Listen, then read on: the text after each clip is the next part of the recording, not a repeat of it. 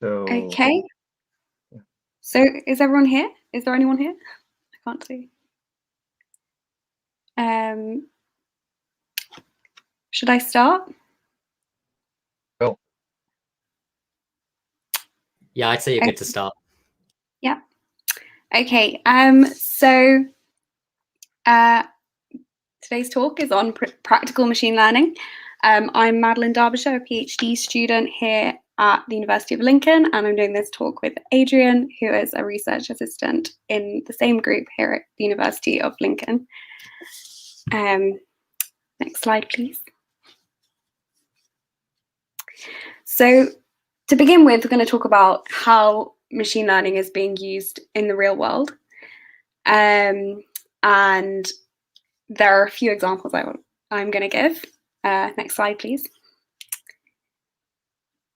So the first example is drug discovery. And this is a kind of really interesting area and very topical at the moment. So drugs can only work if they can bind to a target protein. And recent research into machine learning-based techniques, one called DeepBar, which uses deep generative models, can quickly calculate the binding affinities between drug candidates and their targets. This is really topical, obviously, because also people are looking into potentially universal coronavirus vaccines that take a similar approach. So really just trying to figure out all of the possible coronaviruses that could evolve and then making a universal vaccine for that instead of kind of constantly playing catch up. So yeah, there's some really interesting work there. Next slide, please. So another application, and this is something that we work on, is agricultural robotics. So there are quite significant labor shortages within agriculture, and that has really increased the need for automation. Advances in computer vision have made it possible to do selective harvesting with robots because they can now do the necessary detection in these kind of complex and unstructured environments. Next slide, please. So another area that I thought was really interesting and hadn't really heard of was in formulating concrete. So concrete is a major contributor to CO2 emissions. The figure I have is 8 to 9% of global anthropogenic CO2 emissions, so it's pretty significant. And researchers are working using machine learning techniques like Gaussian processes and neural networks to find concrete formulations that optimize strength, environmental impact, and cost, and balance all those things. So I thought that was really interesting application. Next slide, please. So there is some work in kind of reviving history. So works by Gustav Klimt that were in a fire and we lost them completely have been recolored from some black and white photos using a database of other paintings, some other paintings by Klimt, and also like his writings at the time. So there's been some work into that kind of thing as well. I thought that was really interesting, kind of fusing art and machine learning. Next slide, please. So there's a lot in the news about machine learning and, you know, people are talking about it. There is a lot of buzz, but I think sometimes it's not really clear like what machine learning is. So I'm going to go over some of the kind of terminology that surrounds machine learning to kind of clarify it a little bit. Next slide. So in this big circle, you've got artificial intelligence, which is a very, very, very general term. So next slide, please. Then inside that, you've got machine learning, which are algorithms whose performance improves as they're exposed to more data over time. And the last, next slide, please. And the last concept that kind of is involved in that is deep learning, which is a subset of machine learning in which multi-layered neural networks learn from vast amount of data. So that's the really, I suppose, often what we're talking about when we talk about sort of some of the most recent developments in machine learning is that actually some of them are happening in deep learning. Next slide, please. So a primer on deep learning. Next slide, please. So obviously a major concept in deep learning are these neural networks. So they're tools for supervised learning, i.e. learning that requires annotated data. And they're comprised of nodes which are arranged in a layered structure. So the first layer is the input layer, and then there are a bunch of layers in the middle called the hidden layers, and these perform some calculations. And then the output layer is basically your result. So next slide, please. So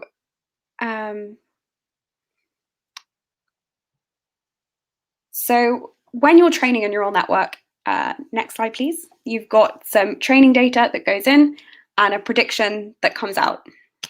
Next slide. Then you basically compare your prediction with your target prediction. So what you think, let's say, you've labeled it a cat.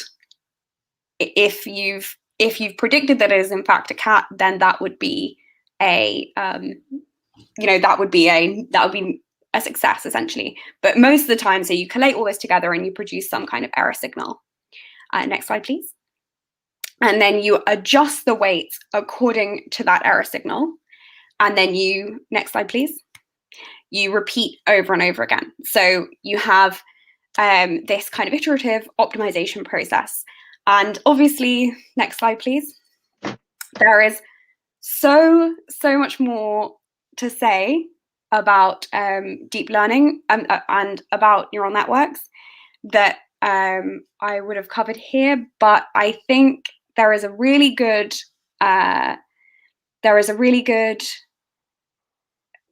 series on YouTube by 3 Blue 1 Brown, and he covers it in a really a lot of detail, but makes it really, really simple. And he also goes into the maths and makes that really simple as well.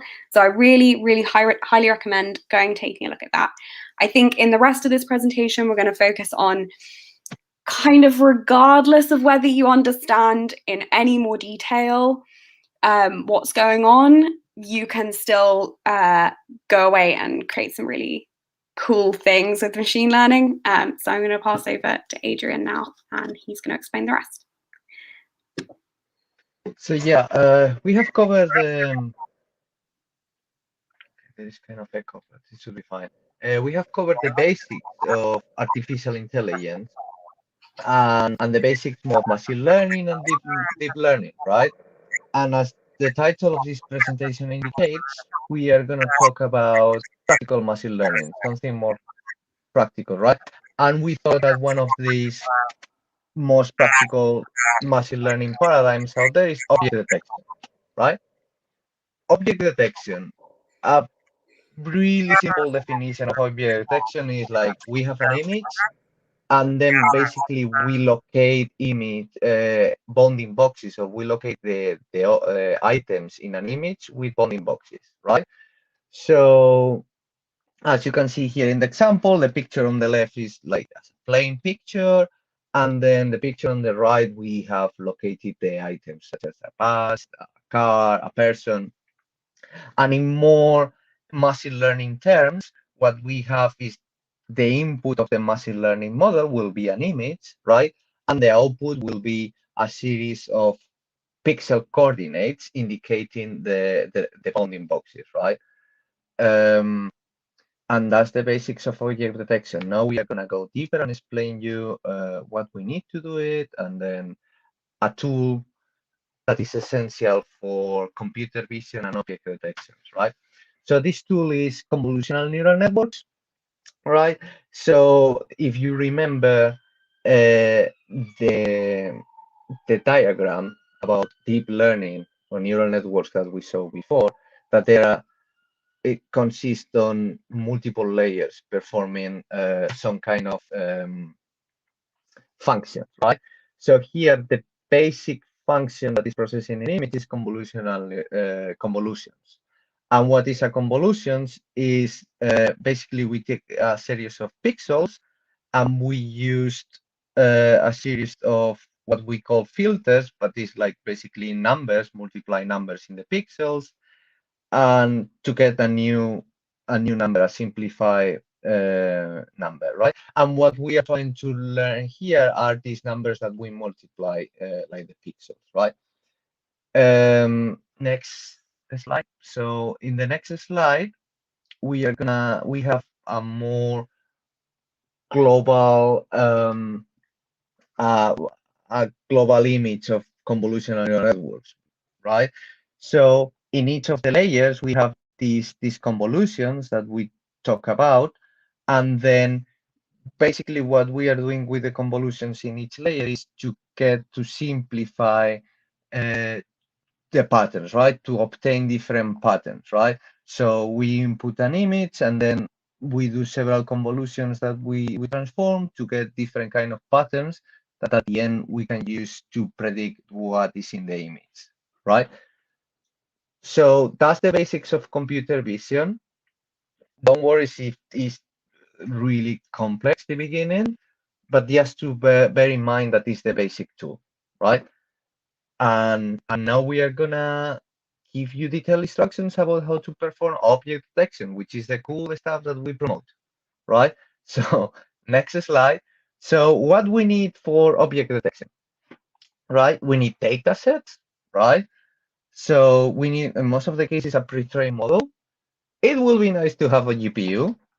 Then CUDA is a software that we will explain later that you will need. And then you will need code to perform object detector, right? Object detection. So in this case, we are gonna present detection. Next slide, please. So data sets, right? So you will need data sets with the specific items, then to train them a machine learning model to detect that specific item, right? The most famous data sets and what you see when you see these amazing object detections on YouTube or in video games or things like that is based on the MS COCO dataset. So this dataset is really interesting because they have over 150,000 images, and you can, with up to, I don't know, I think 80 different items, which these items are people, cars, bunch of animals, bunch of gadgets, right? So you, with this dataset, you can train your models to detect these items. Other famous datasets are less famous than the COCO datasets are the Pascal BOC, which as well is for normal items, right? And then we have the Kitty dataset, which is for autonomous driving, detection in autonomous driving to detect cars and signals and all that stuff. So step one, we have our dataset. But next slide, please. We might want to detect things that are not in the COCO dataset, right? So we might want to detect, I don't know, raccoons or something like that. So how can we search for our datasets that we might need? So our recommendation and what we normally use is papers with code or Kaggle, right? So in these websites, you will have standardized datasets. If you are new in the topic, it's good to start with this because they have, like, again, these datasets are clean, the formats are almost ready to use, and there are plenty of datasets in both websites. Otherwise, the option is just search on the web, but be ready because be ready to spend quite a lot of time on there, because sometimes the data sets that someone upload is not ready or the format is not standardized. So you will have to spend some time cleaning those data sets and understanding. But and we have an extra option. Imagine that you search all Google on the web, right, and on Kaggle and papers with code, and still you don't find the thing that you want to detect. Then your option is to create your own data set. And next slide, please. So to create your own data sets, basically, you will need a bunch of images of the things that you want to detect, and then label those, right? So to label, basically, you have to draw bounding boxes on those images. You can code your own data labeler, and there are plenty of alternatives out there, but I think there are really good tools out there, like online labelers, right? So we basically, what you need to do is to upload your images to these websites, right? And then you will have a visual interface to label your bounding boxes. To label your images with bounding boxes.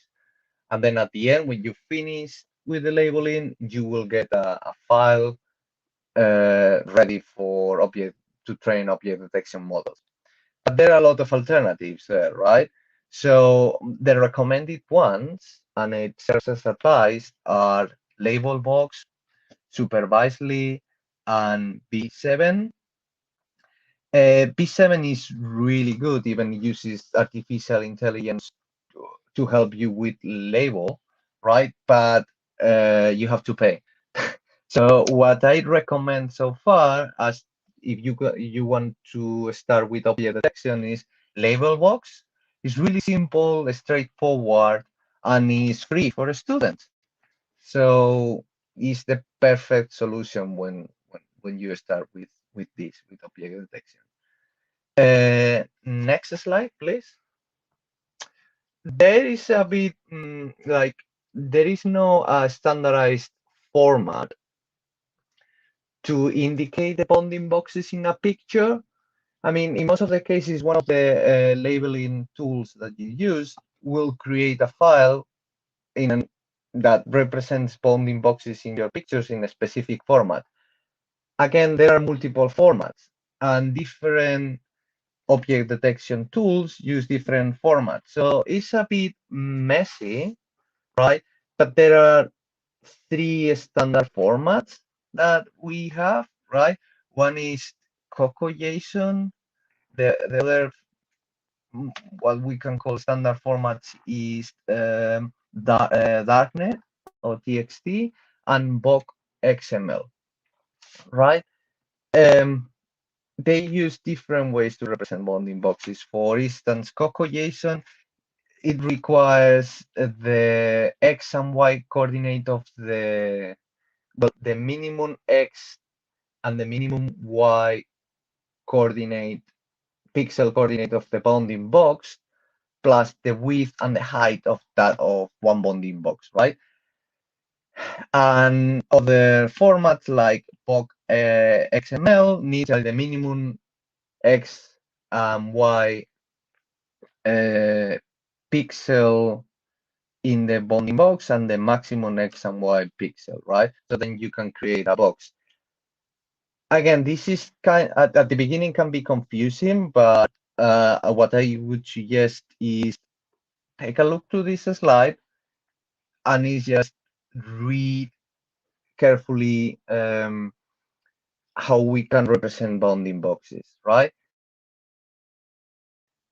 And then if you use a code in object detection that requires a specific one, we can always, next slide,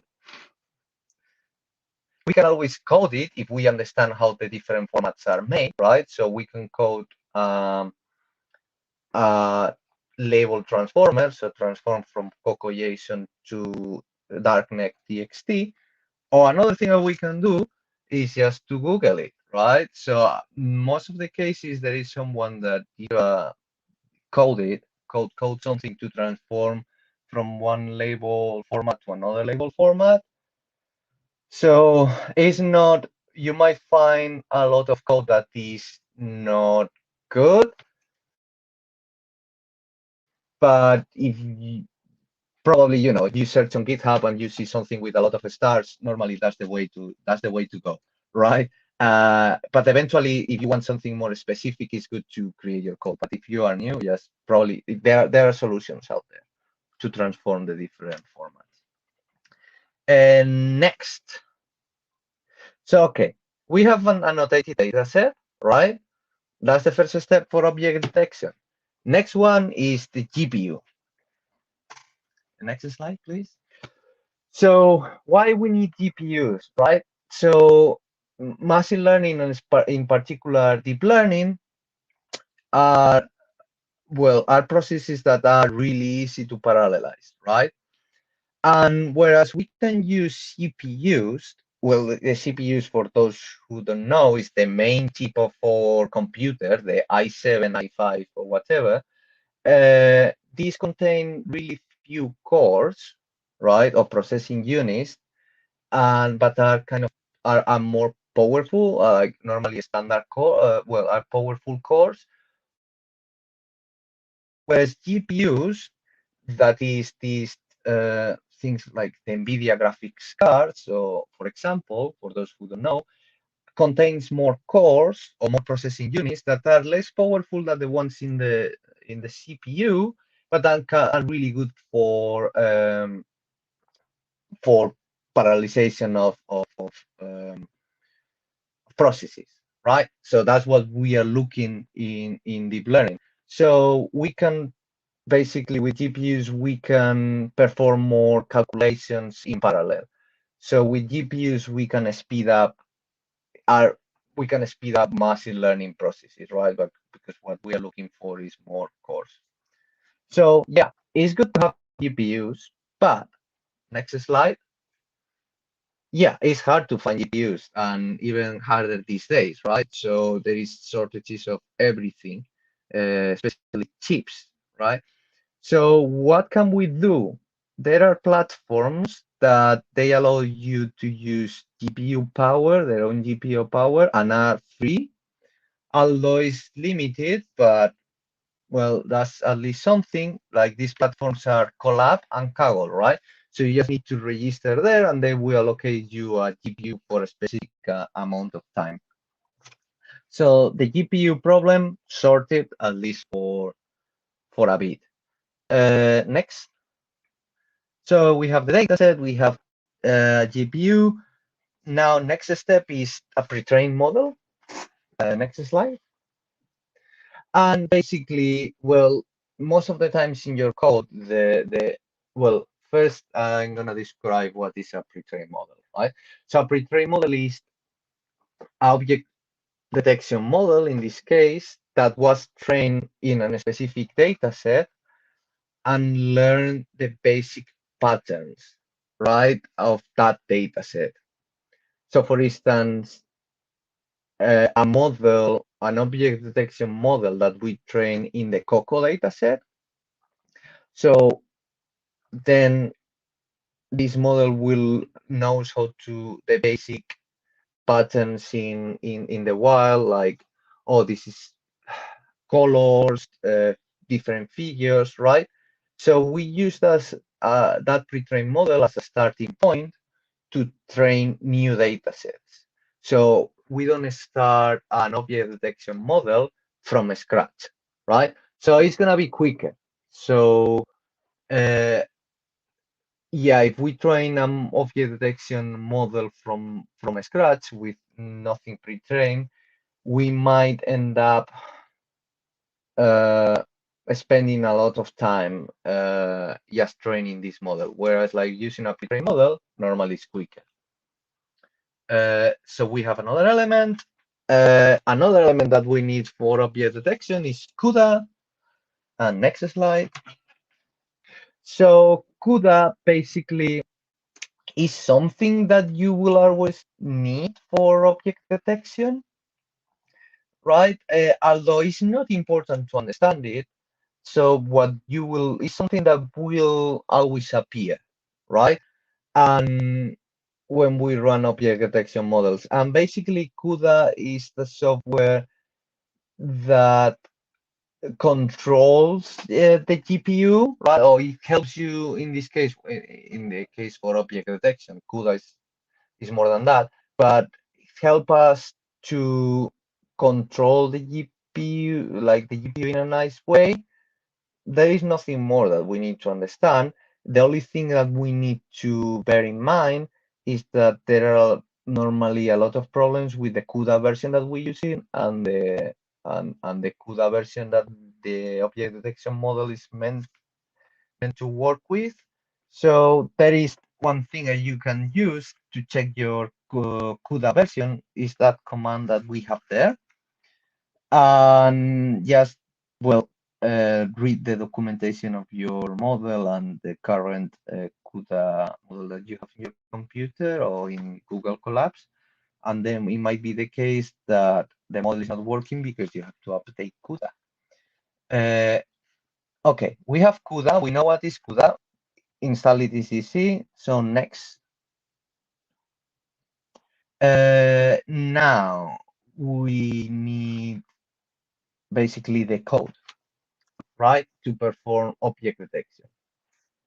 For that, next slide, please. So there are libraries, machine learning libraries that we will need in most of the cases, right? So PyTorch is a library that is almost compulsory for deep learning. People used to use TensorFlow before, but now PyTorch is everywhere, right? And there is another library called that we really like called Detection.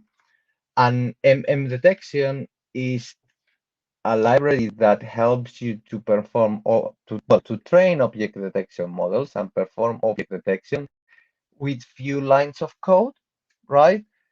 And then we can get these libraries, open a Google Colab notebook, and then start to the first thing, well, and to train and perform inference with this deep object detection model. So it's important that when we open, consider that Google Colabs is like a Jupyter notebook, right? And to install the libraries, we have to use the exclamation mark and then write the code that we need to install the libraries, like we do in our terminal if we are using Ubuntu. Like it's just to the outer loop, right? To install general libraries.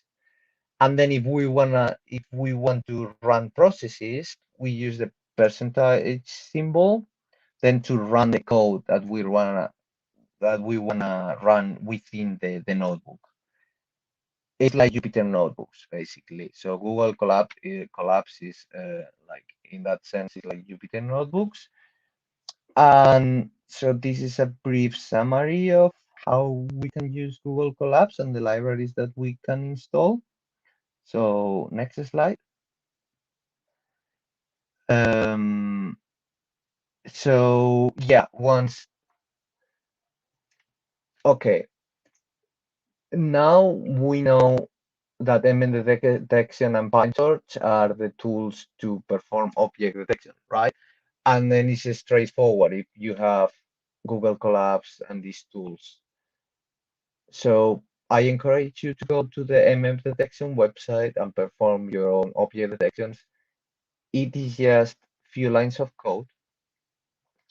There are even really good examples out there. But now what we want to show you is more practical machine learning, but the practical machine learning that we are doing here at the University of Lincoln. And for that, we are gonna show you some of the research that we are doing here. So the first thing that we are doing, next slides, please, is basically with detection for precision spraying, right? So we have, as you can see, there is an example of one of, well, a robot. Here in the GIF of the left, we have a robot that is, but it's just a robot for experiments. It's not the final one, by the way.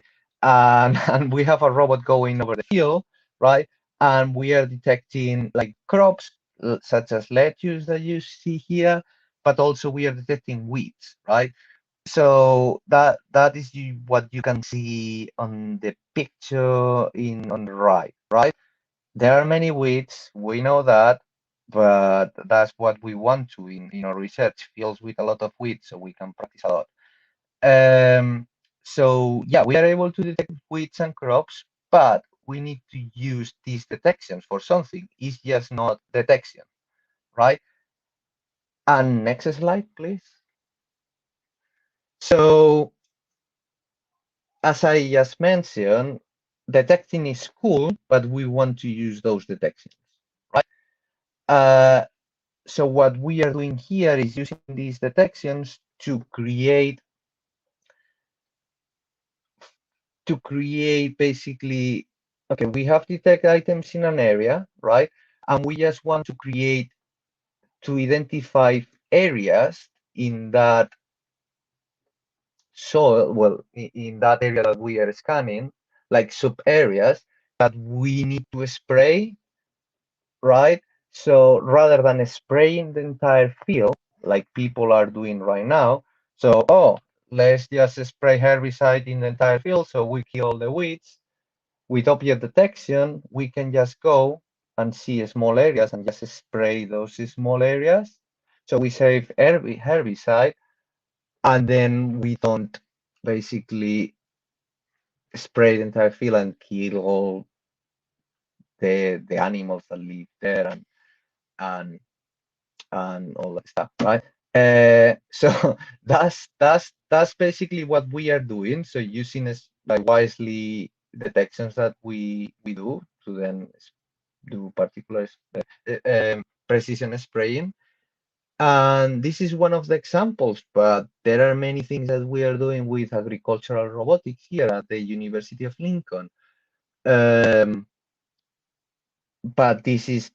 I think this was the main idea here is like detection is cool, but think about how to use it later on, right? It's just not coding and oh, I can detect that. And that's what we are doing. That's an example of what we are doing. Next slide. That's the last slide. Thank you so much. Hope that you enjoy it. And that's pretty much it. I don't know if there is any question here. Oh, oh yeah. Any question? Because otherwise, yeah, I finished. Yeah, we finished a bit ahead of time. Let me see. There is. Okay. Thank you. This was. Oh, there is someone. Magic.